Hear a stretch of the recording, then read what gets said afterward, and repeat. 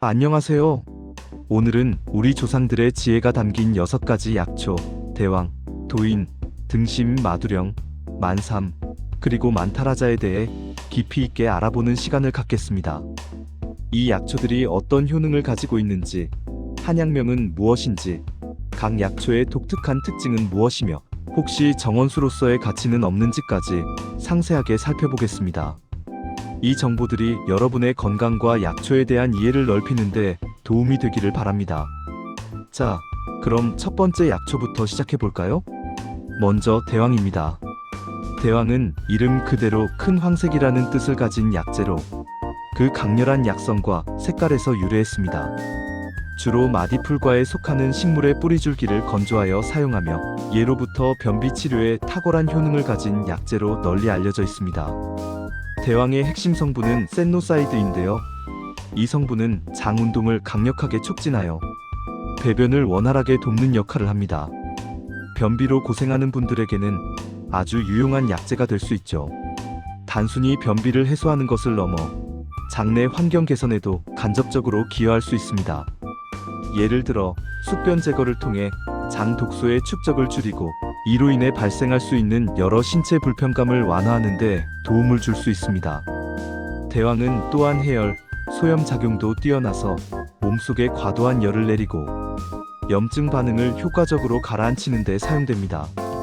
급성 염증 질환이나 열이 동반되는 증상에 활용될 수 있으며 외부 상처로 인한 염증에도 보조적으로 쓰이기도 합니다. 특히 급성 복통이나 설사, 이질 등에도 활용될 정도로 다양한 효능을 지니고 있습니다. 복통의 경우 장내 정체된 노폐물이나 독소로 인한 복통을 완화하는 데 기여하며 설사와 이질에는 장내 유해균을 억제하고 장 점막의 회복을 돕는 작용을 할 수 있습니다. 대왕은 전통적으로 청열해독 약물로 분류되어 왔으며 이는 몸속에 불필요한 열을 제거하고 독소를 해독하는 능력을 의미합니다. 이러한 다재다능한 약효 덕분에 대왕은 고대부터 현대에 이르기까지 다양한 한약 처방의 중요한 구성 요소로 자리매김해 왔습니다. 하지만 대왕은 그 약성이 강하기 때문에 장기간 복용하거나 과다 복용할 경우 복통이나 설사, 구토 등의 부작용을 유발할 수 있어 전문가의 지시에 따라 신중하게 사용해야 합니다. 특히 임산부나 위장 질환이 있는 사람은 복용에 더욱 주의가 필요하며 장기간 사용 시에는 전해질 불균형이 초래될 수도 있습니다. 현대 의학적 관점에서도 대왕의 센노사이드 성분은 강력한 하재로 분류되며 오남용 시 장 무력증을 유발할 위험이 있어 사용량을 엄격히 준수하는 것이 중요합니다. 정원수로서의 가치는 크게 없지만 약용식물로서의 존재감과 중요성은 매우 큽니다. 대왕은 뿌리줄기 자체가 약용으로 사용되므로 그 생육 환경이나 채취 과정 또한 중요한 관리 대상이 됩니다. 지속 가능한 약재 생산을 위해서도 이러한 약용식물에 대한 깊은 이해와 보호 노력이 필요합니다. 다음은 도인입니다. 도인은 복숭아도와 씨앗인을 써서 복숭아 씨앗을 의미합니다. 우리에게 친숙한 과일인 복숭아의 씨앗이 이렇게 중요한 한약재로 사용된다는 사실이 흥미롭죠. 도인의 가장 대표적인 효능은 어혈을 제거하고 혈액순환을 촉진하는 것입니다. 어혈이란 몸속에 정체되어 있는 나쁜 피를 말하는데 이는 통증이나 염증, 심혈관 질환 등 다양한 건강 문제의 원인이 됩니다. 예를 들어 타박상으로 인한 멍, 수술 후 잔존하는 어혈 여성들의 생리, 불순 및 생리통의 주요 원인이 되기도 합니다. 도인은 이러한 어혈을 풀어주어 혈액을 맑게 하고 혈액순환을 개선하는 데 도움을 줍니다. 혈액이 원활하게 흐르면 신체 각 조직으로 산소와 영양분이 충분히 공급되어 전반적인 신체 기능 향상에 기여할 수 있습니다. 이는 만성적인 통증 완화와 세포 재생에도 긍정적인 영향을 미칠 수 있습니다. 특히 여성들의 생리불순, 생리통, 산후 어혈 등으로 인한 증상 완화에 많이 활용됩니다. 출산 후 자궁 내에 남아있는 어혈을 제거하여 자궁 회복을 돕고 생리통으로 인한 불편감을 줄여주는데 효과적입니다. 현대 여성들에게 흔히 나타나는 스트레스성 생리 불균형에도 도인을 포함한 처방이 고려될 수 있습니다. 또한 도인은 장을 윤활하게 하여 변비 해소에도 일부 도움을 줄 수 있으며, 이는 씨앗에 함유된 기름 성분 때문입니다. 이 기름 성분은 장 운동을 부드럽게 하고 변을 연화시켜 배변을 돕습니다. 더불어 진에 거담 작용도 있어 기침을 멈추고 가래를 삭이는 데도 사용됩니다. 특히 건조하고 답답한 기침에 효과를 보일 수 있습니다. 하지만 도인 역시 약성이 있으므로 임산부는 사용에 주의해야 합니다. 도인은 자궁 수축을 유발할 가능성이 있어 유산의 위험을 높일 수 있기 때문입니다. 따라서 임신 중에는 반드시 한의사나 전문의와 상담 후 신중하게 결정해야 합니다. 복숭아 나무는 봄철 아름다운 꽃을 피우고 여름철 달콤한 열매를 맺는 특성 덕분에 예로부터 정원수로도 훌륭한 가치를 지니고 있습니다. 동양 문화권에서는 복숭아가 장수와 길상의 상징으로 여겨져 정원에 많이 심어졌습니다. 아름다운 관상 가치뿐만 아니라 그 열매와 씨앗까지 약용으로 활용될 수 있으니 복숭아 나무는 그야말로 다재다능한 식물이라 할 수 있습니다. 가정 정원에 복숭아 나무 한 그루를 심는 것은 미학적 즐거움과 함께 잠재적인 약용 자원을 얻는 이점까지 제공할 수 있습니다. 세 번째 약초는 등심입니다. 등심은 등심초라고도 불리며 이름에서 유추할 수 있듯이 옛날에 등불의 심지로 사용될 만큼 곱고 부드러운 줄기를 가지고 있습니다. 이 식물의 한약명은 등심초이며 영어로는 카먼 러시로 불리기도 합니다. 객과에 속하는 식물로 주로 습지나 물가에서 자라며 길고 가는 줄기가 특징입니다. 등심의 주요 효능은 이뇨작용과 심신 안정 효과입니다. 소변을 원활하게 배출시켜 몸속의 불필요한 수분을 제거하고 부종을 완화하는 데 도움을 줍니다. 특히 소변이 잘 나오지 않거나 소변 볼 때 통증이 있는 증상 혹은 소변량이 적고 붉은색을 띠는 경우에 활용될 수 있습니다. 방광염이나 요로 감염과 같은 비뇨기계 질환의 보조 치료제로도 사용될 수 있으며 몸이 붓는 부종 증상, 특히 하체 부종 완화에 효과를 기대할 수 있습니다. 체내 노폐물 배출을 촉진하여 몸을 가볍게 하고 혈압 조절에도 간접적으로 기여할 수 있다는 연구 결과도 있습니다. 또한 등심은 마음을 편안하게 하고 불안을 진정시키는 효과가 있어 불면증이나 신경과민 증상에도 사용될 수 있습니다. 이는 등심이 가지고 있는 진정작용 때문인데 과도한 스트레스나 긴장으로 인해 잠을 이루지 못하거나 불안감을 느끼는 사람들에게 도움을 줄 수 있습니다. 어린아이들이 밤에 울거나 보채는 증상에도 활용되기도 하는데 이는 아이들의 심신을 안정시키고 편안한 잠을 유도하는 효과를 기대할 수 있기 때문입니다. 등심은 약성이 비교적 온화하여 안전하게 사용할 수 있는 약재 중 하나로 알려져 있습니다.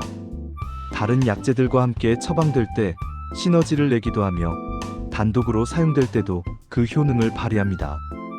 독성이 거의 없다고 알려져 있어 비교적 안전하게 사용할 수 있다는 장점이 있습니다. 정원수로서의 가치보다는 약용식물로서의 가치가 더 큽니다.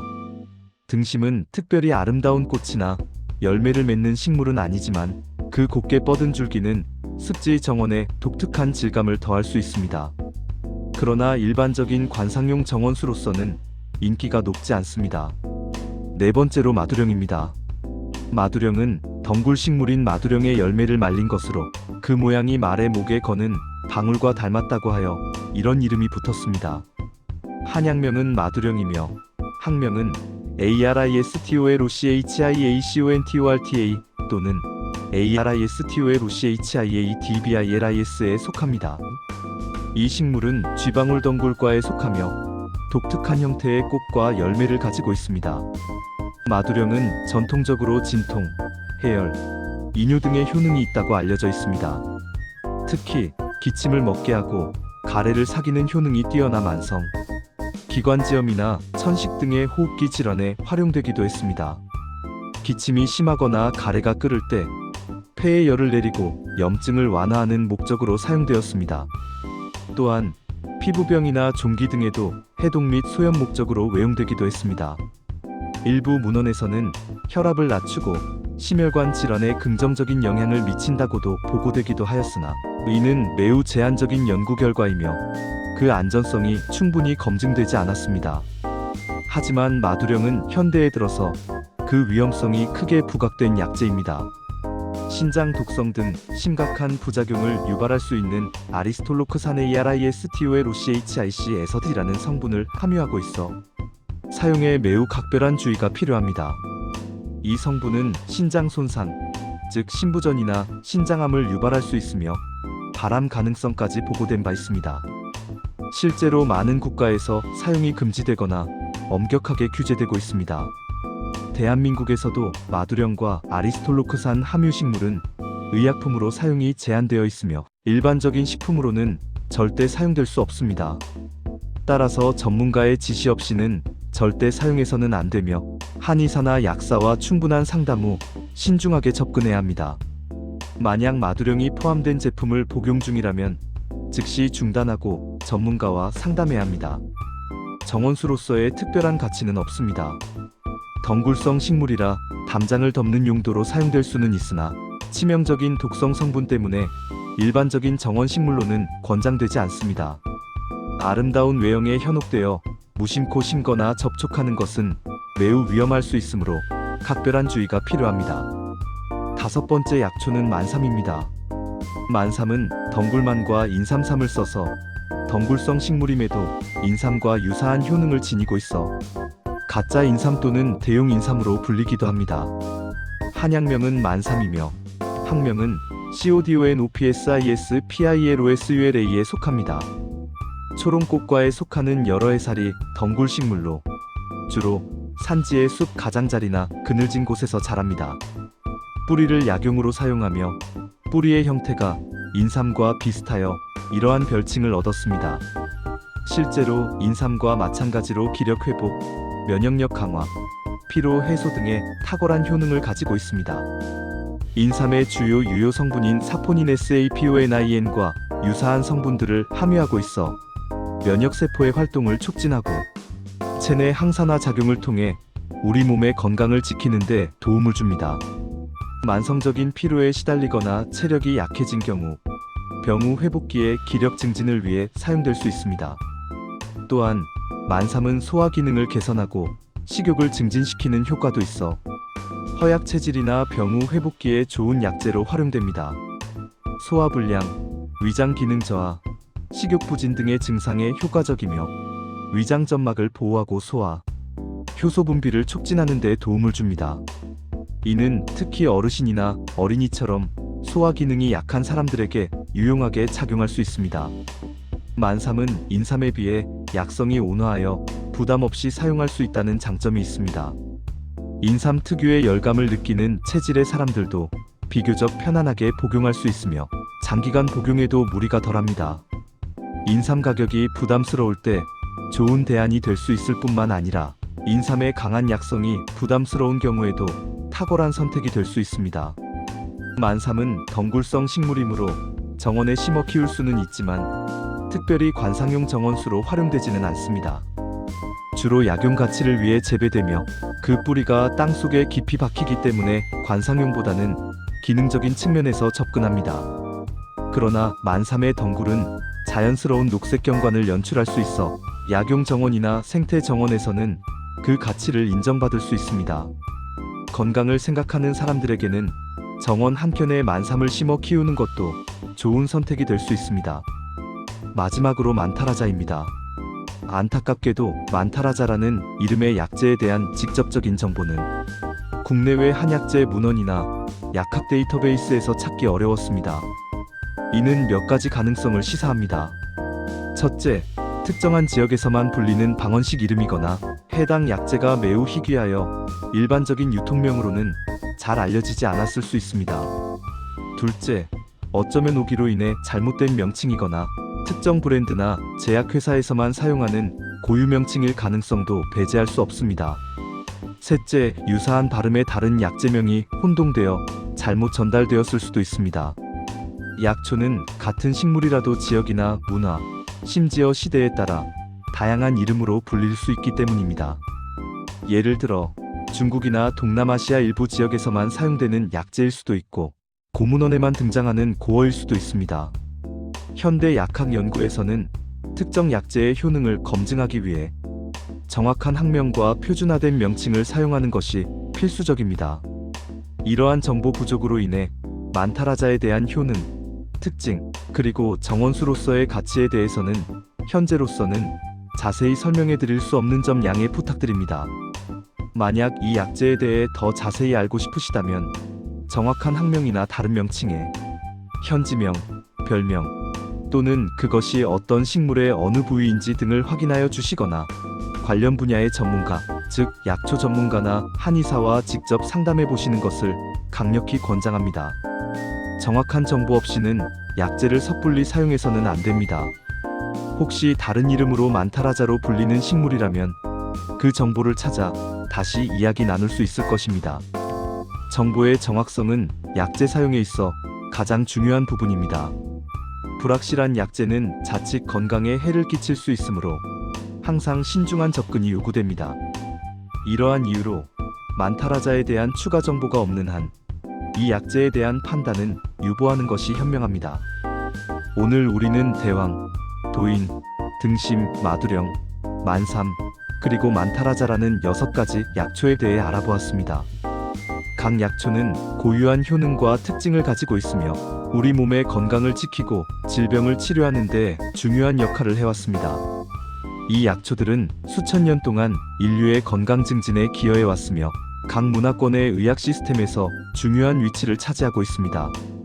예를 들어 대왕은 강력한 하재로, 도인은 혈액순환 개선제로, 등심은 이뇨제로, 만삼은 기력 보충제로 사용되며 각기 다른 역할로 우리 몸의 균형을 맞추는 데 도움을 줍니다. 이러한 약초들을 통해 우리는 자연의 치유력을 이해하고 활용하는 지혜를 엿볼 수 있습니다. 특히 약초는 단순히 질병을 치료하는 것을 넘어 우리 몸의 균형을 맞추고 전반적인 건강을 증진시키는 데 도움을 줄 수 있습니다. 이는 한의학에서 강조하는 정기를 보강하고 사기를 물리치는 개념과도 일맥상통합니다.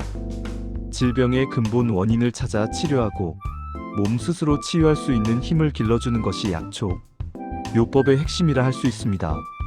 하지만 어떤 약초든 사용하기 전에는 반드시 전문가, 즉 한의사나 약사와 상담하여 자신의 체질과 건강 상태에 맞는 약초를 선택하고 올바른 용법과 용량을 지키는 것이 중요합니다.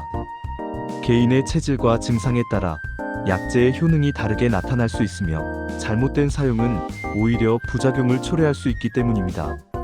특히 마두령과 같이 독성이 있는 약재는 더욱 신중하게 접근해야 합니다.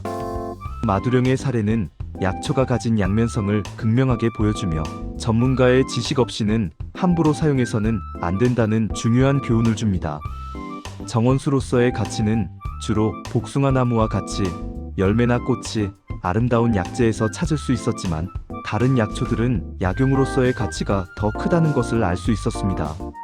하지만 약용식물들도 그 자체로 생태계의 중요한 구성 요소이며 일부는 멸종 위기에 처해 보호가 필요한 경우도 있습니다.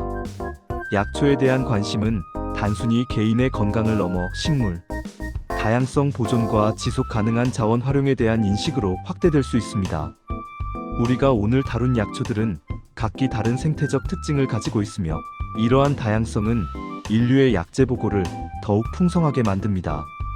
약초에 대한 연구와 보존은 미래 세대의 건강을 위해서도 매우 중요한 과제라 할 수 있습니다. 이 영상이 약초의 세계에 대한 여러분의 호기심을 자극하고 건강한 삶을 위한 작은 지침이 되기를 바랍니다. 약초에 대한 더 깊은 이해는 우리 삶의 질을 향상시키는데 큰 도움이 될 것입니다. 단순히 질병을 치료하는 것을 넘어 예방적 차원에서도 약초의 지혜를 활용할 수 있습니다. 예를 들어 계절에 맞는 약초차를 마시거나 약초를 활용한 요리를 통해 몸의 기운을 보충하는 등 일상생활 속에서 약초를 접목시키는 다양한 방법들이 있습니다. 약초는 고대로부터 이어져 온 자연과의 교감 방식이며 현대 사회에서도 그 가치는 변함없이 유효합니다. 다만 언제나 안전하고 올바른 지식하에 사용되어야 함을 잊지 마십시오. 다음 시간에는 또 다른 흥미로운 약초 이야기로 찾아뵙겠습니다. 감사합니다.